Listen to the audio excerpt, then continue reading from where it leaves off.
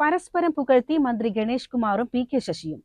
താൻ കണ്ട വളരെ നല്ല മനുഷ്യരിൽ ഒരാളാണ് പി കെ ശശിയെന്നും വരുന്ന വാർത്തകൾ തള്ളിക്കളയേണ്ടതാണെന്നും ഗണേഷ് കുമാർ പറഞ്ഞു.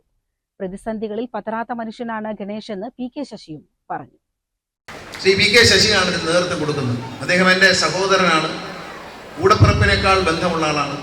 അദ്ദേഹം തന്നെ പറഞ്ഞു, ആ ബന്ധത്തെക്കുറിച്ച് ഞാൻ വീണ്ടും ആവർത്തിച്ച് പറയുന്നില്ല. വാക്കുകൾ കൊണ്ട് പറഞ്ഞാൽ തീരാത്തത്ര ആത്മബന്ധം ഞങ്ങൾ തമ്മിലുണ്ട്. ഒരു 1-2 ആഴ്ച കൂടുമ്പോൾ ഞങ്ങൾ വിളിക്കും.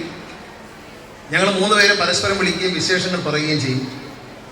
ഈ അടുത്ത കാലത്തായി കാണുന്ന ചില TV വാർത്തകളും മറ്റും ചില മാധ്യമങ്ങളെ തെറ്റിദ്ധരിപ്പിച്ചുണ്ടാക്കുന്ന വാർത്തകൾ തികച്ചും തള്ളിക്കളയേണ്ടതാണ് എന്നെനിക്ക് മനസ്സിലായിരുന്നു.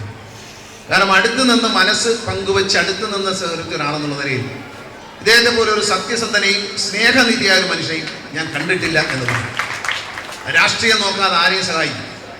ഞാൻ പലപ്പോഴും പല കാര്യങ്ങൾക്ക് വേണ്ടി അദ്ദേഹത്തെ വിളിക്കാറുണ്ട്. ഈ മേഖലയിൽ പാലക്കാട് എന്ത് കുടുംബ വഴക്കുണ്ടായാലും സ്വത്ത് തർക്കമുണ്ടായാലും എല്ലാത്തിനും ഞാൻ അവിടെ വിളിക്കുന്നവരാ പി കെ ശശിയേട്ടനെ വിളിക്കാൻ. പി കെ ശശി അധ്യക്ഷനായ യൂണിവേഴ്സൽ കോളേജിലെ പരിപാടിക്കിടെയായിരുന്നു പരസ്പര പുകഴ്ത്തൽ. പി കെ ശശിയെ പോലെ ഇത്ര നല്ല മനുഷ്യനെ ജീവിതത്തിൽ കണ്ടിട്ടില്ലെന്ന് മന്ത്രി കെ ബി ഗണേഷ് കുമാർ പറഞ്ഞു. നല്ലതു ചെയ്യുന്നവരെ കുറ്റക്കാരാക്കുന്ന നിലപാടാണ് ഇപ്പോഴുള്ളത്. താനും അത്തരത്തിൽ വേട്ടയാടപ്പെട്ടവനാണെന്നും മന്ത്രി കെ ബി ഗണേഷ് കൂട്ടിച്ചേർത്തു. ഞാൻ പലപ്പോഴും പറഞ്ഞിട്ടുണ്ട്, കരിങ്കുരങ്ങിന്റെ ഒരു പടം എല്ലായിടത്തും വയ്ക്കും. അതിന്റെ അടിയിൽ എഴുതിയിട്ടുണ്ട്, എന്നിൽ ഔഷധ മൂല്യമില്ല, എന്നെ ജീവിക്കാൻ അനുവദിക്കും. പി കെ ശശിയുടെ പടം കൊടുത്തിട്ട് അതിനടിയിൽ ഇദ്ദേഹത്തിൽ വലിയ ഔഷധ മൂല്യമൊന്നുമില്ല, പിഴിഞ്ഞാൽ കിട്ടുന്ന ഒന്നുമില്ല, അദ്ദേഹത്തെ വിട്ടേക്കും എന്നാണ് ശരിക്കും പറഞ്ഞാൽ വയ്ക്കുന്നത്. ഞാനിത് പറയുമായിരുന്നു നേരത്തെ, എന്നിൽ ഔഷധ മൂല്യമില്ല എന്ന് എനിക്ക് പറയാൻ പറ്റും.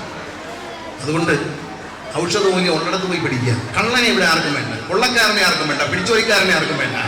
അതായത് നമ്മൾ ഒരുത്തനെ കരിവാരി തേച്ച് നശിപ്പിക്കാൻ കൂട്ടത്തോടെ ഇറങ്ങി തിരിച്ചാലും സത്യം തിരിച്ചറിയുന്ന മനുഷ്യർ യാതൊരു തെറ്റിദ്ധാരണകളും ഒരു ദുഷ്പ്രചരണങ്ങളും ഫലിക്കില്ല. കാരണം മനുഷ്യനറിയാം ആരാണ് സത്യസന്ധൻ, ആരാണ് നല്ലവൻ, ആരെ കൊണ്ടാണ് എനിക്ക് ഗുണമുള്ളത്, ആരെ കൊണ്ടാണ് ഈ സമൂഹത്തിന് ഗുണമുള്ളത്, ഈ നാടിന് ഗുണമുള്ളത് തിരിച്ചറിയാൻ ജനങ്ങൾക്ക് കഴിയും. നമ്മൾ താൽക്കാലികമായ ഒരാളെ ഇച്ചിരി കരിവാരി തേക്കാം എന്നുള്ളതല്ലാതെ ഒരു കാര്യമില്ല. പി കെ ശശിയെ കരിവാരിത്തേക്കാനുള്ള ചില ശ്രമങ്ങൾ നടക്കുന്നുണ്ട്. അതിൽ സത്യമില്ലെന്ന് മനസ്സിലാക്കിയതുകൊണ്ടാണ് അദ്ദേഹത്തെ പിന്തുണയ്ക്കുന്നതെന്നും ഗണേഷ് കുമാർ പറഞ്ഞു. അതേസമയം പ്രതിസന്ധികളിൽ പതറാത്ത മനുഷ്യനാണ് ഗണേഷ് എന്നും അത് ജനുസിന്റെ ഗുണമാണെന്നും പി കെ ശശി തിരിച്ച് പുകഴ്ത്തി. പ്രതിസന്ധികൾ അദ്ദേഹത്തിന്റെ നേരെ അദ്ദേഹത്തെ തേടിയെത്തി. ഈ പ്രതിസന്ധികളുടെ ചുഴലികളിലും കൊടുങ്കാറ്റുകളിലും ഒന്നും തന്നെ ഒരു ചെറിയ പതറിച്ച പോലുമില്ലാതെ എന്തെല്ലാമോ പ്രചാരവേലകൾ, അപവാദ പ്രചാരവേലകൾ, ശകാരശരങ്ങൾ, ഇതിന്റെ എല്ലാം കൂരമ്പുകൾ വന്ന് പതിക്കുമ്പോഴും ഒരു ചെറിയ പതറിച്ച പോലുമില്ലാതെ നിശ്ചയദാർഢ്യത്തോടുകൂടി ഒരു ചെറിയ ചിരിയോടുകൂടി നേരിടുന്ന ഈ മനുഷ്യനെ അത്ഭുതാദരങ്ങളോടുകൂടി ഞാൻ നോക്കി തന്നിട്ടുണ്ട്. ഈ മനുഷ്യന്റെ കഴിവിനെ ഞാൻ അംഗീകരിച്ചിട്ടുണ്ട്. ഓരോ വിഷയത്തെപ്പറ്റി സഭക്കകത്ത് അദ്ദേഹം നടത്തുന്ന എല്ലാ ചർച്ചയിലും കയറി പങ്കെടുക്കില്ല. അത് അദ്ദേഹത്തിന്റെ രീതിയല്ല. അറുത്താലും മുറിച്ചാലും വേർപെടാത്ത ബന്ധമാണ് ഗണേഷ് കുമാറിനോടെന്നും പി കെ ശശി കൂട്ടിച്ചേർത്തു. ഈ ജനുസിനൊരു ഗുണം, ജനുസ് എന്ന് പറഞ്ഞാൽ നല്ല ജനുസ്, ഈ ജനുസിനൊരു ഗുണം. ഈ ജനുസ് ഇത് വേറെ ജനുസാണ്. ഇത് ജനുസ് ഇവിടെ കൊട്ടാരക്കരയും പത്തനാപുരവും എല്ലാം വ്യാപിച്ചു കിടക്കുന്ന വാടകത്തെ അറിയപ്പെടുന്ന അരിസ്റ്റോക്രാറ്റിക് ഫാമിലിയിൽ ജനിച്ചു.